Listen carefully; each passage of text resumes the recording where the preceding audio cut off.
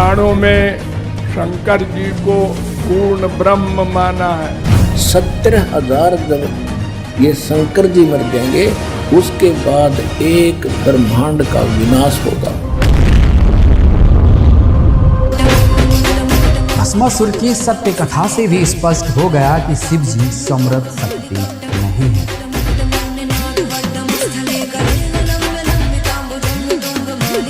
मैं ओम का मंत्र का ओम और ओम नमः शिवाय, ये दो मैं हमेशा इनसे जुड़ी रहती हूँ। इन्हीं का जाप सबसे ज्यादा हुआ है। हरे राम रामा राम हरे हरे, हरे कृष्णा कृष्णा कृष्णा हरे। यही नाम भोले बाबा को मिला है नाम जप करने के लिए।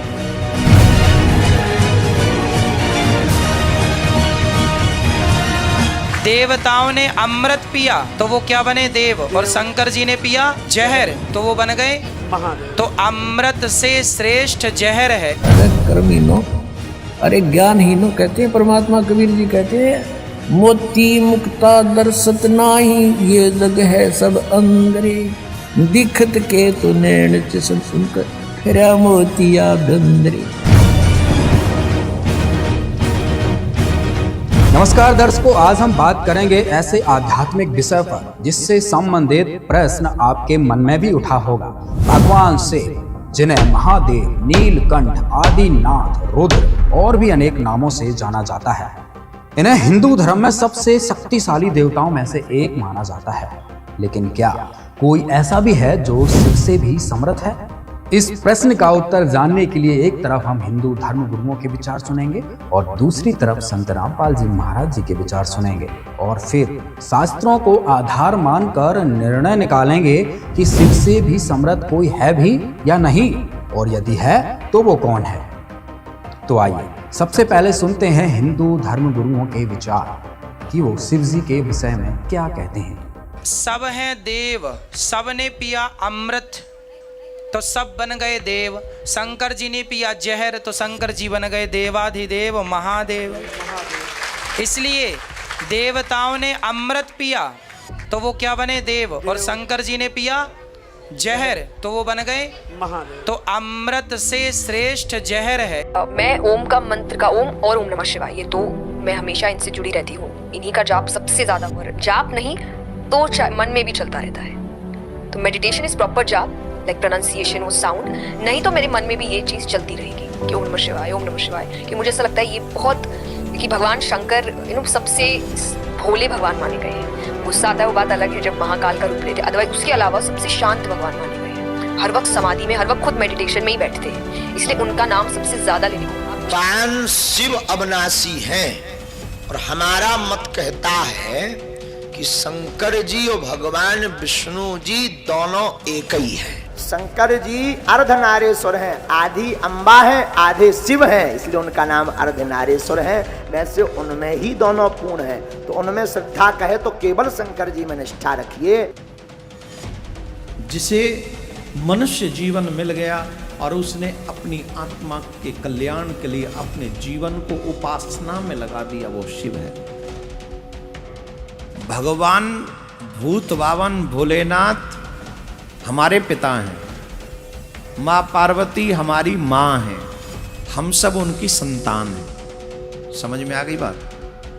पुराणों में शंकर जी को पूर्ण ब्रह्म माना है, वेदों ने भी माना है, और एक शिव पुराण ही बना दिया गया है। जैसे विष्णु पुराण है ऐसे शिव पुराण भी है। देवाधिदेव महादेव शिव जी हैं, तो शिव जी को परम वैष्णव के रूप में माना गया है, परंतु एक प्रकार से शिव जी देवताओं की कैटेगरी में नहीं आते हैं। एक को पकड़ के उसके ऊपर छोड़ दो। जैसे परम वैष्णव आचार्य भगवान शिव हैं, उनके चरण पकड़ लो, उनको क्या करना है वो सर्वज्ञ हैं, उनको क्या सब ज्ञान है। दर्शकों, हिंदू धर्म गुरुओं के दृष्टिकोण से देखा जाए तो अनेक हिंदू धर्म गुरुओं का मानना है कि कोई भी भगवान शिव से अधिक शक्तिशाली नहीं है। वे सर्वोच्च शक्ति का प्रतीक हैं और सभी देवताओं के देवता हैं। वे ब्रह्मांड के रचयिता हैं, पालनहार और संहारक हैं। चलो कुछ समय के लिए इन धर्म गुरुओं द्वारा बताए गए शिव जी के विषय में इन कथनों को सत्य मान लेते हैं, लेकिन उससे पहले कुछ वीडियो और देखते हैं। जो आदमी एक कृष्ण से प्रेम करता है, एक भगवान से प्रेम करता है, वो सफल है। और जो 17 जगह मन लगाता है, कभी इस देवता के पास, कभी इस देवी के पास, कभी यहाँ कभी वहाँ, वो ना घर का ना घाट का। इसलिए एक में मन लगाओ। हमारा कन्हैया जो करेंगे वही करेंगे। अब हमें कहीं किसी के पास जाने की जरूरत, अरे हनुमान चालीसा पढ़ो, शिव चालीसा पढ़ो, दुर्गा चालीसा पढ़ो, ये सब तो ठीक है। सबसे बड़े भगवान, सब उनसे छोटे, सब दास हैं, नौकर हैं। ब्रह्मा विष्णु शंकर कोई हो, सब नौकर चाकर। उनके बराबर भी कोई नहीं है। बड़ा होने की बात तो छोड़ो, श्री कृष्ण अवतारी हैं, स्वयं भगवान कृष्ण, कृष्ण पर तत्व, ये स्वयं भगवान है श्री कृष्ण। जबकि भगवान से कृष्ण आदि भगवान है और उनके तमोगुण से भगवान शिव उत्पन्न होते हैं। हरे रामा रामा रामा हरे हरे, हरे कृष्णा कृष्णा कृष्णा हरे। सिर्फ इसी नाम जप से भगवान मिल जाएंगे। और विचार करिए, ये राम नाम, यही नाम भोले बाबा को मिला है नाम जप करने के लिए, और यही नाम हम और आपको मिला है। हमारी इस आत्मा के पति जो हैं वो गोलोकवासी श्री कृष्ण हैं। और फॉर योर का इंफॉर्मेशन माय डियर, इसका मतलब क्रिएटर एक है, हम सबको स्त्री बनाकर भेजा उसने, और इन आत्मा का जो पति है वो श्री कृष्ण है, उसके अलावा कोई नहीं। तो जिस व्यक्ति की जिस इष्ट में जितनी निष्ठा हो जाए, उस व्यक्ति के लिए वही सब परमात्मा है, उसी भगवान में सबके दर्शन करना चाहिए। गुरुजी मुझे इस चीज का समाधान बता दो कि मैं दुर्गा चालीसा का भी पाठ करती हूँ, मैं दुर्गा चालीसा करती हूँ। आप जो आए सब करत रहा। अब खुदा इस तरह हम का कह देखिए, हमने बता दिया कि आप सब करत रहा। राम राम बोलते हो तो आप राधा माधव ही बोलते हो, और राम राम बोलते हो ना तो जितने देवी देवता भगवत स्वरूप हैं वो सब आप पर प्रसन्न है। आप कौन कह रहे क्या? जब राम जी की कृपा तो सबकी कृपा है, सदा सदा उसकी कुशल मंगल होगी। एक ही है, दूसरा नहीं है, और उसे जो नाम दो तुम, हमें कोई परेशानी नहीं। राम बोलो, कृष्ण बोलो, हरि बोलो, शिव बोलो, काली बोलो, काली उनका अवतार, कृष्ण उनका अवतार, राम उनका अवतार, हमें कोई परेशानी नहीं। दर्शकों, ये वीडियो देखकर आप सोच रहे होंगे इनकी कौन सी वाली बात सत्य मानी जाए, पहले वाली या दूसरे वाली। दर्शकों, इन धर्म गुरुओं के बहुमुखी अज्ञान से आज हिंदू समाज की फिरकी बनी हुई है। इसलिए आज हिंदू धर्म में इतनी विविधता देखने को मिलती है कि आम जन मानस को पता ही नहीं है कि कौन संत सत्य ज्ञान दे रहा है और कौन झूठ बोल रहा है। दर्शकों, आप इस वीडियो को अंत तक देखिए, आप खुद ही सच और झूठ का फैसला कर लेंगे, ऐसा हमारा विश्वास है, क्योंकि अब आप सभी पढ़े लिखे हैं। दर्शकों, सत्य का पता करने के लिए आगे बढ़ते हैं और जानते हैं कौन है शिव से भी समर्थ। आइए देखते हैं ये वीडियो।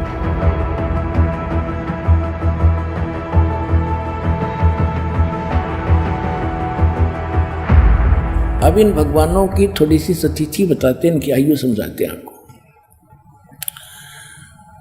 ब्रह्मा जी की आयु से आप परिचित हैं, क्योंकि ये हमारे भांड जो गुरु थे ये इतनी तब बताया करते थे कि ब्रह्मा जी की आयु 100 वर्ष की है।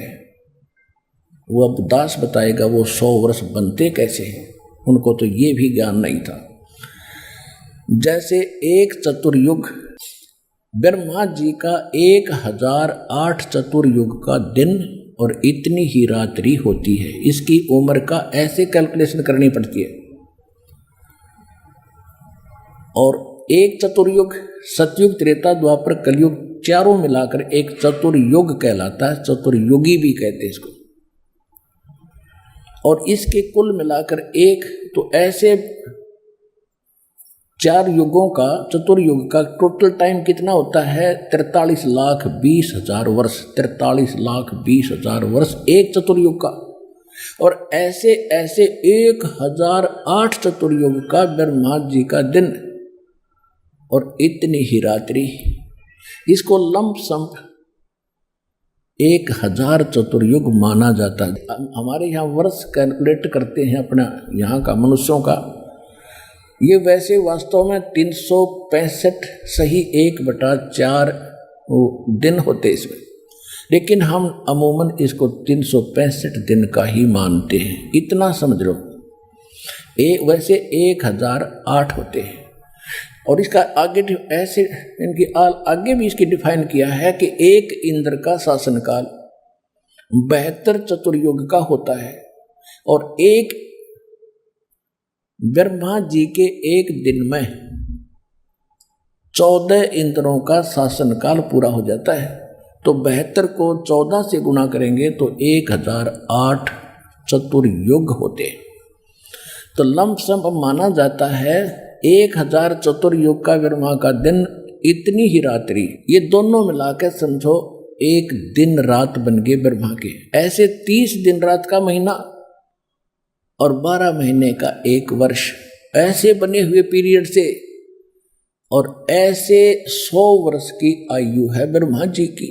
ओ तेरे की बताओ, अब हम तो 100 वर्ष हमारे गिन लो, ये कितने समय उसकी तुलना में। अब उसकी कैलकुलेशन ऐसे हटकर हम अन्य देवताओं की कैलकुलेशन नहीं कर सकते। अब ऐसे निकालेंगे, ब्रह्मा जी की आयु ऐसे बने हुए 100 वर्ष की होगी, ठीक है। उसके बाद इसे 7 गुनी विष्णु जी की 700 वर्ष जैसे ये बने हैं वर्ष, और इससे 7 गुना शंकर भगवान की 4900 वर्ष। किससे 7 गुना? विष्णु जी से 7 गुना। और जब ऐसे 7 गुना आयु वाला शंकर मर जाएगा, ऐसे ऐसे 70,000 जब ये शंकर जी मर जाएंगे, उसके बाद एक ब्रह्मांड का विनाश होगा। और इस गीता ज्ञान दाता की मृत्यु होगी। और इतना पीरियड जो होगा 70,000 बार शंकर मरने के बाद, ऐसे जो एक बार ब्रह्मांड का विनाश होगा और इसकी मृत्यु होगी काल की, ज्योति निरंजन की, सरपुरुष की, तो वो होगा युग। किसका? अक्षर पुरुष का युग होगा वो युग। अपना आत्माओं ने वेदों गीता का समझना कोई बालकों का काम नहीं था। गीता अध्याय नंबर 8 के श्लोक नंबर 17 में उसमें लिखा है कि सहस्र युग लिखा है, सहस्र चतुर्युग नहीं लिखा। ये गलती कर रहे हो अनुवाद करते समय, उन्होंने ब्रह्मा जी का वो सिद्ध कर दिया। वो है सहस्र युग ओनली, नोट चतुर्युग। तो 1000 युग का दिन किसका? अक्षर पुरुष का, और इतनी ही रात्रि। तो ऐसे जैसे एक युग, दास ने ये बताया, ऐसा एक युग, ऐसे ऐसे 1000 युग का अक्षर पुरुष का दिन और इतने ही युग की रात्रि, ऐसे 30 दिन रात का इसका महीना, और ऐसे 12 महीने का एक वर्ष, और फिर 100 वर्ष की आयु है उस अक्षर पुरुष की, और फिर भी मृत्यु। गीता अध्याय नंबर 15 के श्लोक नंबर 16 और 17 में 3 पुरुष बताए, सरपुरुष अक्षर पुरुष बताए 16वें श्लोक में 15वें अध्याय के। उसमें कहा कि ये 2 पुरुष प्रसिद्ध हैं, एक सरपुरुष और एक अक्षर पुरुष। ये भी और इनके अंतर्गत जितने प्राणी इनके कमांड में हैं, ये सब नाशवान है, लेकिन जीवात्मा अलग विषय है, वो नहीं मरती। फिर उसके तुरंत बाद का 17वें श्लोक में 15वें अध्याय के, उत्तम पुरुष है तू अन्य परमात्मा इति उदाहरते, ये लोग तरम अवश्य विवर्ती अवेश्वर है।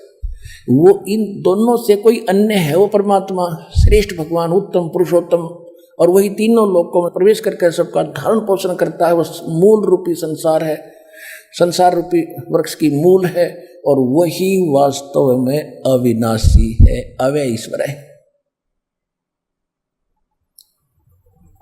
तो वो कौन है? और इनकी मृत्यु जो इतनी लंबी आयु है अक्षर पुरुष की, फिर भी मृत्यु है, इसलिए इसको अक्षर कहने लगे। अक्षर माने अविनाशी होता है, लेकिन ये अविनाशी नहीं है, लेकिन अविनाशी से कम भी नहीं है। इतनी लंबी उम्र में मरेगा, लेकिन फिर भी मृत्यु है। तो सूक्ष्म वेद में कहा है, एती उम्र बुलंद मुर्गा अंतरे, सतगुरु लगे न कान न बैठे वो संतरे। इतनी लंबी आयु होने के बाद भी मृत्यु होगी, क्योंकि आपको वो तत्वदर्शी संत नहीं मिला जो गीता अध्याय नंबर 4 के श्लोक नंबर 34 में जिसका वो वर्णन है, यजुर्वेद अध्याय नंबर 40 के मंत्र 10 में जिसका कहा कि वो धीरा नाम तत्वदर्शी संत ही सही सही मार्ग बताते हैं, उनसे सुनो। तो वो तत्वदर्शी संत आज विश्व में ये दास है, एक बार को आओते 100 बार सुन लो। दर्शकों, अभी आपने अपने ब्रह्मांडों के मुख्य मुख्य प्रभुओं की आयु सीमा देखी।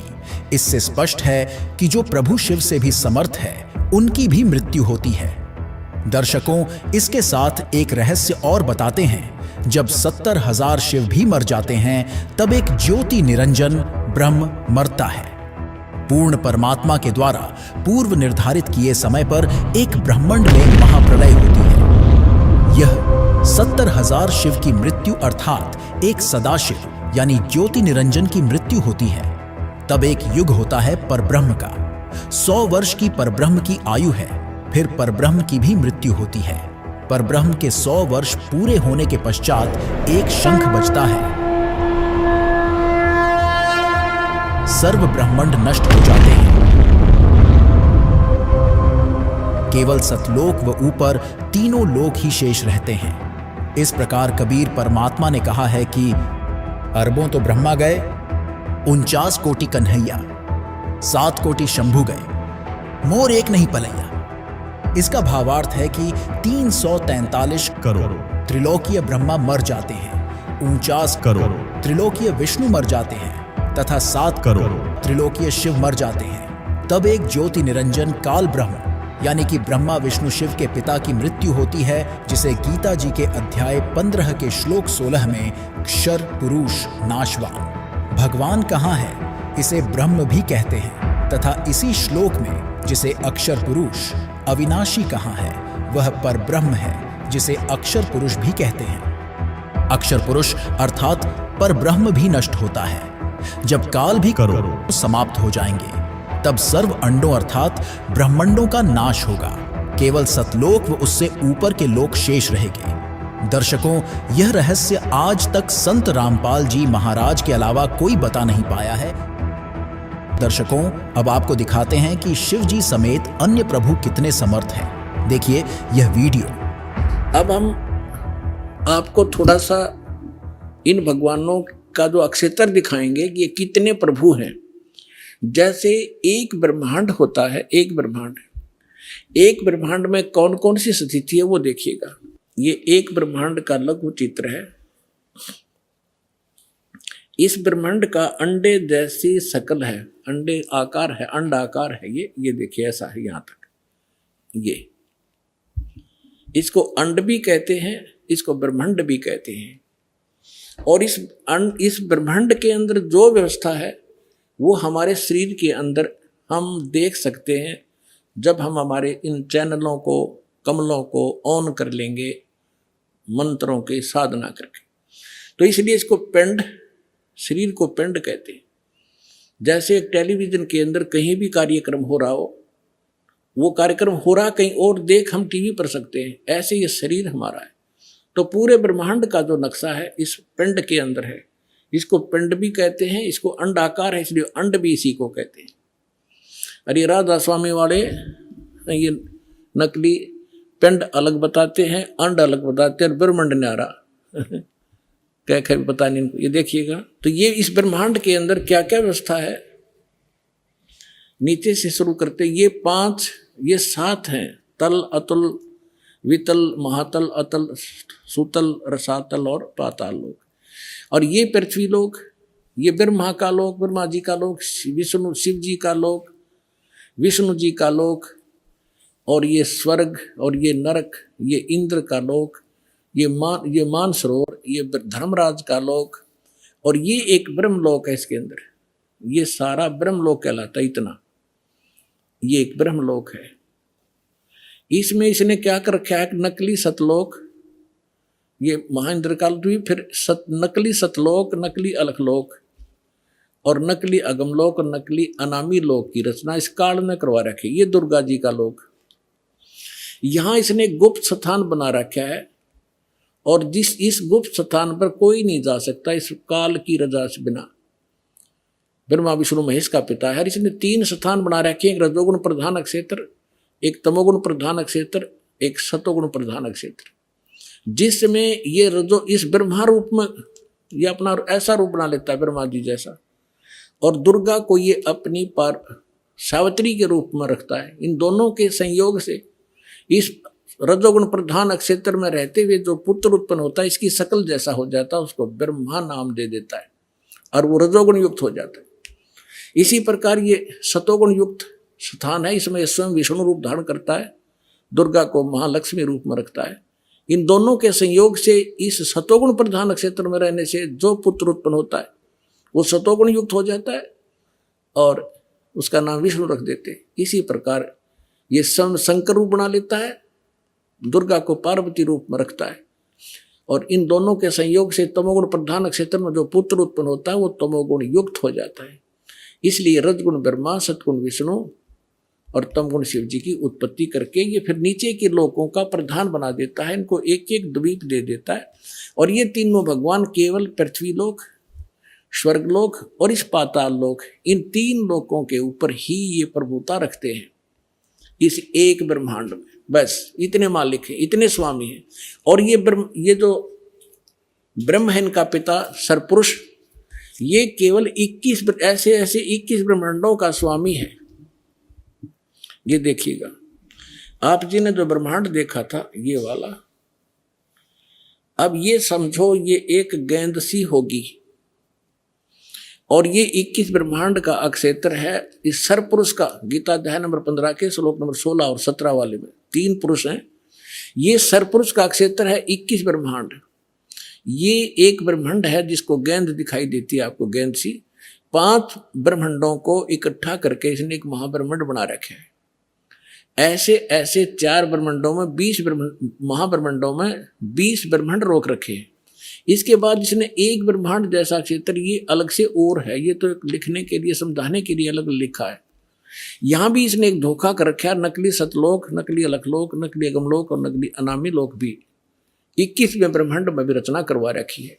ये तपस्शिला है जहाँ बैठ कर ये 1 लाख मानव शरीरधारी प्राणियों को खाता है। ये काल ब्रह्मा विष्णु महेश का पिता। और यहाँ से फिर आगे निकल जाते हैं, परब्रह्म का लोक में जाना होता है। अब देखिएगा इसके बैक में कंप्लीट देखेंगे। अब ये है कंप्लीट सभी ब्रह्मांडों का, असंख्य ब्रह्मांडों का चित्र एक समझने के लिए। अब जो आपने देखे थे वो 21 ब्रह्मांड, अब ये है 21 ब्रह्मांड। ये सरपुरुष का क्षेत्र है, सरपुरुष का, बस इतना, ये इतना। और इसके बाद ये है परब्रह्म कहो, इसको अक्षर पुरुष कहो। इसे नेक्स्ट ब्रह्म जो है ये 7 संख्य ब्रह्मांड, इससे कई गुना बड़ा है। ये अक्षर पुरुष का केवल इतना ही अक्षेत्र है 7 संख्य ब्रह्मांड का, और ये है वो परम अक्षर ब्रह्म। असंख्य ब्रह्मांड का स्वामी ये असंख्य, ये छोटे छोटे दिखे सारे ब्रह्मांड हैं, सारे अलग अलग से। ये तो थोड़ा सा क्षेत्र इन दोनों का और इस पूर्ण परमात्मा का, असंख्य इंक्लूडिंग दिस ब्रह्म एंड पर ब्रह्म, सरपुरुष और अक्षर पुरुष इंक्लूडिंग ये परमात्मा सब के ऊपर ओवरऑल कंट्रोल, कुल का मालिक है। ये है वो परम अक्षर ब्रह्म। गीता अध्याय नंबर 8 के श्लोक नंबर 1 में अर्जुन ने प्रश्न किया कि हे भगवान, आपने गीता अध्याय नंबर 7 के श्लोक नंबर 29 में कहा है कि जो व्यक्ति जरा और मरण से छूटने का प्रयत्न ही कर रहे हैं, इस संसार की किसी वस्तु की इच्छा नहीं रखते, वो तत्ब्रह्म को और सारे अध्यात्म को और सभी कर्मों से परिचित हैं। दर्शकों, अभी आपने ब्रह्मा जी, विष्णु जी, महेश जी, दुर्गा जी, क्षर ब्रह्म और अक्षर ब्रह्म की आयु के बारे में जाना। साथ ही संत रामपाल जी महाराज ने ब्रह्मांडों के मानचित्र से आपको समझाया कि ये सभी भगवान कितने कितने लोकों के मालिक हैं, अर्थात इनकी क्या स्थिति है। दर्शकों, इसके साथ आपको इनकी शक्ति के बारे में भी बता देते हैं। ब्रह्मा, विष्णु, महेश अर्थात शिव जी, इन तीनों भाइयों के 4 भुजाएं तथा 16 कलाएं हैं तथा इनकी मां प्रकृति देवी दुर्गा की 8 भुजाएं हैं तथा 64 कलाएं हैं। तीनों देवों के पिता यानी कि देवी दुर्गा के पति ब्रह्म अक्षर पुरुष की 1000 भुजाएं हैं तथा 1000 कलाएं हैं तथा 21 ब्रह्मांडों का प्रभु है। पर ब्रह्म अक्षर पुरुष की 10,000 भुजाएं हैं तथा 10,000 कला हैं तथा 7 संख ब्रह्मांडों का प्रभु है। प्रत्येक प्रभु अपनी सर्व भुजाओं को समेटकर केवल 2 भुजाएं भी रख सकते हैं तथा जब चाहें सर्व भुजाओं को भी प्रकट कर सकते हैं। इससे स्पष्ट है कि शिव जी से समर्थ दुर्गा जी हैं और दुर्गा जी से समर्थ सदाशिव यानी ब्रह्म है और ब्रह्म से समर्थ पर ब्रह्म है और परब्रह्म से समर्थ परम अक्षर ब्रह्म है, अर्थात शिव जी से ऊपर 4 भगवान और हैं। इससे स्पष्ट हुआ शिव जी समर्थ भगवान नहीं हैं। दर्शकों, इतने सारे प्रमाणों से यह पता चल गया कि शिव से भी कई और प्रभु समर्थ हैं, जिनमें सबसे समर्थ परम अक्षर ब्रह्म है। ये परम अक्षर ब्रह्म कौन है, इसकी जानकारी वीडियो के अंत में हम आपको बताएंगे। लेकिन उससे पहले ये देखते हैं कि जो लोग शिव जी को सबसे शक्तिशाली भगवान मानते आ रहे थे या आज भी भगवान मानते हैं, तो भगवान शिव को समर्थ सर्वशक्तिमान मानने का कोई ना कोई पैमाना तो होगा। तो उस पैमाने को नापने के लिए शिव जी की कुछ लोक प्रसिद्ध कथाएं सुनते हैं, जिनको आपने हजारों बार सुना होगा। तो आज भी सुनकर स्वयं निर्णय करना कि क्या शिव जी समर्थ शक्ति हैं, जैसा कि हमें हजारों वर्षों से हिंदू धर्म गुरुओं द्वारा बताया गया। सुनिए रोचक कथा।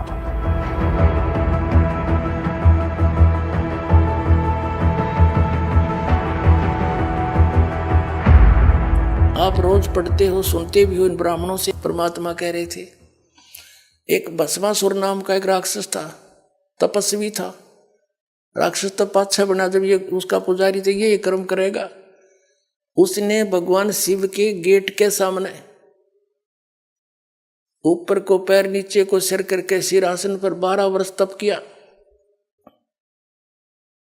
उससे पहले हजारों वर्ष कैलाश पर बैठकर तप कराया था पर्वत पर। वहां नहीं सुनाई हुई तो उसके बारे में आगे धरना दे दिया गेट के सामने शिव जी के। 12 वर्ष जब ऊपर को पैर नीचे को सिर किए हठ योग करता रहा। एक दिन पार्वती जी ने कहा, भगवान आप तो समर्थ हैं, आपका पुजारी क्या मांगता है, इसको दो फारिग करो। 12 वर्ष हो गए, इसने यहाँ आपकी कितनी घोर तपस्या कर रहा है। अब शिव जी बोले, बोलो भाई क्या मांगता है। अब भस्मासुर ने कहा, जी ऐसे नहीं, वचनबद्ध हो जाओ प्रभु, तब मांगो। भगवान शिव ने सोचा, भाई क्या मांगेगा, एक सिद्धि और मांग लेगा, दे दूंगा। बोल भाई वचनबद्ध हो गया, छोड़ पीछा मेरा। तो वचनबद्ध होते ही खड़ा हो गया और कहने लगा, जी ये भस्म कड़ा दे दो जो आपने पहन रखा है। उसमें क्या शक्ति थी कि उस भस्म कड़े को, कड़ा था वो जैसे पहन लेते हैं, और उसको जिसके भी सिर पर सिर पर रख के भस्म वो जल जाता था, उसकी राख भी नहीं पाव थी, राख पाव थी। ये पता था उसको भस्मा गिरी को। ये गिरी, पुरी, नाथ, नागा, ओगड़, ये सारे शिव जी तमोगुण के उपासक हैं। तो भगवान शिव ने सोचा, जंगल में रहता है, साधक है, अपने बचाव के लिए लेता होगा। अब निकाल दिया, वचनबद्ध हो ही रहे थे कि ले भक्त ले ले। अब जब उसके हाथ में आ गया ना भस्म कड़ा, तब वह त्योर बदल गया और हंसा एक दुष्ट की तरह, हा हा हा, ले शंकर हो ले होशियार, तुझे भस्म करूंगा और पार्वती को पत्नी बनाऊंगा, मैं इसी उद्देश्य से भक्ति कर रहा था। अब कबीर साहब कहते हैं कि माता को घर नहीं ठहराई। ऐसे दुष्ट अपनी माँ को, यानी जिसकी पूजा करे उसकी पत्नी तो माँ के तुल्य होती है, और उस पर नजर बुरी। और तो कहते हैं शिव शंकर से योगी समझ नहीं पाए, ये को बदलिए बैठा है। तो ये अंतर्यामी भी खाक थे, ये ब्रह्मा, यो विष्णु शंकर भगवान के अंतर्यामी थे ये। और इनको मृत्युंजय कालज सर्वेश्वर अजरो अमर है, ये महिमा गाया करते हमारे आचार्य शंकराचार्य, ये नकली गुरु। अगर ये विनाशी होता तो भस्मागिरी का आगे भागता क्यों। जब भस्मागिरी ने कहा कि बोले होशियार आ लिया हूं, तुझे मारूंगा, पार्वती को पत्नी बनाऊंगा, भगवान शिव ने खड़ी डांग ठोक दी, फुल स्पीड तो भाग लिया डर के। क्यों तो कसाई आ गया, सचमुच इसने तो आंख बदल गया एकदम। आगे आगे भगवान और पीछे पीछे पुजारी 10 सपाट पटया। अब पुण्यात्माओं वो तो आगे जाके भगवान आए, पूर्ण परमात्मा, पार्वती रूप बनाया और खड़ा हो गए। उनसे कहा कि क्यों भाग रहे, आ जाओ। अब वो थोड़ा निकट थोड़े आएंगे शंकर जी, आओ बैठो यहाँ बात करेंगे, मैं भी आपको बहुत चाह रही थी। और डट गया, अगले में बात बढ़ेगी बस, ठीक है शिव जी ताना नहीं, जब तक मेरे हाथ में कड़ा है 2 बात कर लूँ। पार्वती रूप में भगवान बोले कुछ डांस करके दिखाओ कि मैं बात बने, यानी कुछ प्रसन्न हूँ मैं तेरे से। अब भगवान वो भस्मागिरी कहने लगा मैं तपस्वी आदमी, मुझे डांस टूंस तो आता नहीं। पार्वती रूप में भगवान बोले ले मैं सिखाता हूँ तुझे, मैं सिखाती हूँ, इस हाथ को ऐसे कर, इस पैर ना आगे कर, ठू ठू ऐसे कर, ये हाथ और ऊपर कर और ऊपर कर। जो जिसमें वो ले रहा था ना बसम कड़ा, उसके सिर पा लिया ना, जब कह दिया बसम और रिमोट दबा दिया, वो भस्मागिरी की राख होगी, मर गया। फिर विष्णु रूप धारण किया उस परम पिता ने, इनके ये संकट में उस मालिक ने याद करे, और विष्णु रूप धारण करके शिव जी के पास गया कि डट जा भोलेनाथ, क्यों भाग रहे हो। शिव जी कहते हैं भाग ले विष्णु, आ जा जल्दी जल्दी। वो पीछे आने लग रहा है दुष्ट, मेरे से धोखे से उसने वचनबद्ध करके भस्म कड़ा ले लिया, मैंने आपत मोल ले ली। तब कहा विष्णु रूप में परमात्मा ने कि रुक जा, ये तेरा कड़ा ले, और मैंने वो भस्म कर दिया। सचमुच हाँ, चल तेने उसकी राख दिखाऊं। जब उसकी ऐस देख ली ना, राख देख ली शंकर भगवान की, जब दिल की धड़कन ठीक हुई, हरिचना विनाशी बतावे अजरो अमर थे मृत्युंजय कालज। अब पुण्यात्मा इससे दुष्ट और क्या होगा, अपनी माँ को तो पत्नी बनाने की चेष्टा करे, हर जिसकी पूजा करे उसका दुश्मन बन गया। राक्षस स्वभाव को धारण किए मनुष्यों में नीच दूषित कर्म करने वाले मूर्ख, ये कैटेगरी है इन लोगों की, तीनों गुणों के उपासकों की। दर्शकों, इस भस्मासुर की सत्य कथा से भी स्पष्ट हो गया कि शिव जी समृद्ध शक्ति नहीं है। अब एक सवाल आपको झकझोर रहा होगा, फिर कौन है सबसे समृद्ध परम अक्षर ब्रह्म जो शिव से भी समृद्ध है, दुर्गा जी से भी समृद्ध है, और शिव जी के पिता यानी सदाशिव से भी समृद्ध है, और पर ब्रह्म जो 7 शंख ब्रह्मांडों का मालिक है उससे भी समृद्ध है। तो वो कौन है, जानने के लिए सुनिए जगत गुरु तत्वदर्शी संत रामपाल जी महाराज के विचार।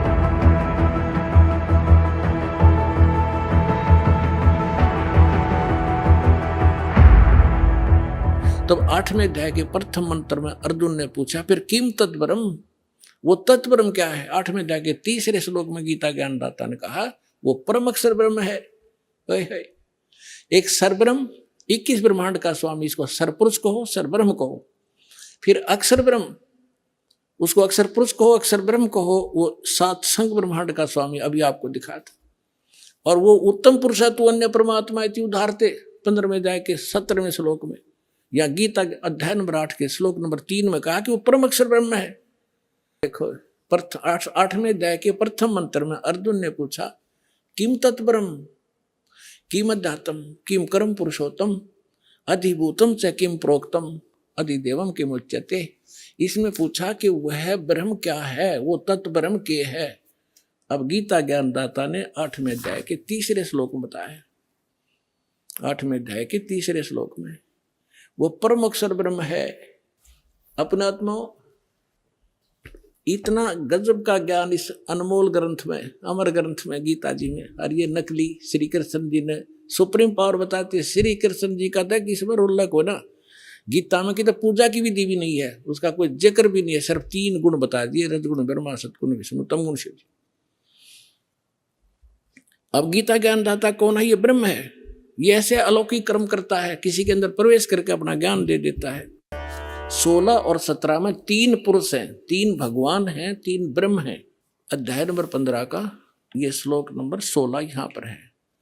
इसमें क्या कि द्वौ इमौ पुरुषौ लोके सर्च अक्षर है एवं च सर सर्वाणी भूतानि कुटस्थ अक्षर उच्चते 16वां श्लोक। इसका अनुवाद यहां पर क्या ना, इस संसार में नाशवान और अविनाशी भी ये दो प्रकार के पुरुष हैं। अब देखो इन्होंने सर माने नाशवान, अक्षर माने अविनाशी कर दिया। ये लिखना था इस संसार में सर पुरुष और अक्षर पुरुष, ये पुरुषों है ना, ये दोनों संस्कृत में इसके साथ भी लगाया जाता है, अक्षर पुरुष और सर पुरुष। ये और इनको देखें तो नाशवान और अविनाशी ये दो प्रकार के पुरुष है। पुरुष माने परमात्मा है, प्रभु है, भगवान है, ईश है, स्वामी है। और संपूर्ण प्राणियों के शरीर तो नाशवान है, जीवात्मा अविनाशी कहा जाता है। अब क्या है, ये सरपुरुष कितना मालिक है, अक्षर पुरुष कितना मालिक है, और परम अक्षर। अब तीसरा कौन है, वो तीसरा पहले दिखाते हैं आपको। तीसरा जो है वो परम अक्षर पुरुष है।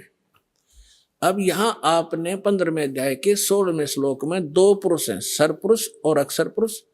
ये दो प्रकार के पुरुष हैं, और इनके अंतर्गत जितने प्राणी हैं वो नाशवान है, और ये स्वयं भी नाशवान है। जीवात्मा तो गधे की भी नहीं मरती, कुत्ते की भी नहीं मरती। अब यहां देखो 15वें अध्याय के 17वें श्लोक में क्या लिखा है कि उत्तम पुरुष है तू अन्य। ये उत्तम पुरुष माने श्रेष्ठ परमात्मा तो इन दोनों से अन्य है, सर पुरुष और अक्षर पुरुष से। सर पुरुष सर और अक्षर, नाशवान और विनाशी, ये दो प्रकार के पुरुष हैं। इसमें लिखा है 17वें श्लोक में 15वें अध्याय के कि उत्तम पुरुष है तू अन्य, परमात्मा इति उद्धारत है, यह लोग तरम आविश्य विवर्ती अवैश्वर है। उत्तम पुरुष तो अन्य ही है, इन दोनों से कोई और है वो श्रेष्ठ भगवान परम अक्षर ब्रह्म। तीसरे नंबर का उत्तम पुरुष तो अन्य ही है जो तीनों लोकों में प्रवेश करके सबका धारण पोषण करता है। अविनाशी परमेश्वर परमात्मा इस प्रकार कहा जाता है। तो उस परमेश्वर ने 600 वर्ष पहले सच्चिदानंद घन ब्रह्म की वाणी में, अपनी कबीर वाणी में क्या लिखा था, अक्षर पुरुष एक पेड़ है, सर पुरुष वा की डारे, तीनों देवा शाखा है, ये पात रूप संसारे। और वे गीता क्या कहती है 15वें अध्याय का प्रथम मंत्र, कि जो संत इस उल्टे लटके हुए संसार रूपी विभाग वृक्ष के सभी विभाग पत्तों सहित जड़ से लेकर पत्तों तक बता देगा, वो तत्वदर्शी संत है। पहचान बताई है तत्वदर्शी संत की। अब देखिएगा, ये है पूर्ण परमात्मा, ये परम अक्षर ब्रह्म है। ये ऐसे लेंगे, ये है जड़ जो मूल है, ऊर्ध्व मूलम, ये परम अक्षर ब्रह्म है, पूर्ण ब्रह्म परमेश्वर। और ये तना अक्षर पुरुष, ये जो बाहर दिखाई देता है ये तो अक्षर पुरुष है तना, और इससे एक मोटी डार निकली है वो सरपुरुष समझो, सरपुरुष। और ये तीन रजगुण ब्रह्मा सतगुण विष्णु उत्तम गुण शिवजी रूपी ये तीन शाखाएं, और ये पात रूप संसार है। ये पात रूप हम हैं आगे, और मूल कौन है, ये स्वयं है परमात्मा, ये स्वयं है परमात्मा। ये देखिएगा, ये कौन है, ये कबीर साहिब है, पूर्ण ब्रह्म कबीर साहिब परम अक्षर ब्रह्म। ये सारे संसार के आधार हैं, ये सब के धारण पोषण करने वाले हैं। जैसे वृक्ष की, जैसे संसार रूपी वृक्ष की जो परिवृष होती है वो जड़ से होती है। देखो पुण्यात्माओं, डेफिनेशन ऑफ गॉड भी आज तक हमें प्राप्त नहीं बता सके हमारे नकली गुरु। ईश ये सरपुरुष है, ईश्वर ये अक्षर पुरुष है, और परमेश्वर इन सब से उत्तम परमेश्वर वो सच्चिदानंद घन ब्रह्म, वो परम अक्षर ब्रह्म है। अब यहां बता रहे हैं कुछ परमेश्वर के ध्यान, उसकी भक्ति करने से उसको प्राप्त होता है। दर्शकों, कौन है शिव से भी समर्थ, इसका जवाब अब आपको मिल गया है। और अब आप कोई भी शिव भक्त हो उसको समझा सकते हैं कि शिव जी मात्र 3 लोक के भगवान हैं। सदाशिव यानी काल ब्रह्म 21 ब्रह्मांड के भगवान हैं, और कबीर परमेश्वर सर्व ब्रह्मांडों के भगवान हैं। जैसा कि आपको संत रामपाल जी महाराज ने आपके अपने ही सनातन धर्म के पवित्र शास्त्रों से प्रमाणित करके दिखाया। दर्शकों, ये वीडियो बनाने का उद्देश्य बस इतना है कि हिंदू समाज सनातन धर्म की ओर लौट आए, वेदों और गीता अनुसार भक्ति करे, ना कि किसी भी गुरु के कहने से आंख बंद करके कुछ भी भक्ति क्रिया करने लगे। ये कोई हार जीत की लड़ाई नहीं है, ये आपकी जिंदगी बचाने की लड़ाई है। सनातन धर्म को बचाने की लड़ाई है। सत्य दिखाना हमारा कर्तव्य है। समझना, सोचना, सत्य को परखना, सच को स्वीकार करना, ये आपकी बुद्धि और विवेक पर निर्भर करता है। दर्शकों, इस वीडियो में बस इतना ही। बने रहिए हमारे चैनल के साथ। धन्यवाद।